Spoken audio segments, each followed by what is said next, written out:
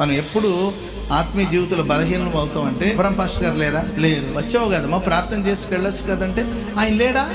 ఆయన లేడు. ఏమైంది? దేవుడు లేడా? అంటే మన దృష్టి మనకు తెలియకుండానే మనుషుల మీదకి వెళ్ళిపోతుంది. దేవుడు మమ్మల్ని విడిపించాడు అనుకోవట్లేదు, మోషే మమ్మల్ని విడిపించాడు అనుకుంటున్నారు. దైవ సేవకులుగా మా బాధ్యత మీకోసం ప్రార్థించాలి. దైవ సేవకుల దగ్గరికి వచ్చి మీ విషయాలు చెప్పడం తప్పు కాదు. ఓ ఆత్మీయ తండ్రిగా మీకోసం ప్రార్థన చేయవలసిన బాధ్యత మా మీద ఉంది. ప్రార్థన చేస్తాం. కానీ దృష్టి విశ్వాసమును కర్తవ్యం దాన్ని కొనసాగించువాడైన యేసు వైపు చూడాలి. చెప్పండి కూడా మొదలు గట్టి.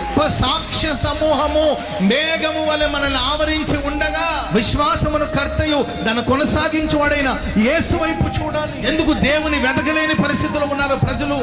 ఆచారాలు విడిచిపెట్టట్లేదు, మనుషుల వైపు త్రిప్పబడుతున్నారు. నచ్చినట్లు చెప్తే ఓ గొప్పవాడు అసలు బ్రహ్మపాస్టర్ గారు. మన చూపు, మన దృష్టి విశ్వాసమును కర్తయు దాన్ని కొనసాగించువాడైన యేసు వైపు మాత్రమే ఉండాలి. చెప్పండి కూడా మందరు గట్టిగా హల్లెలూయా.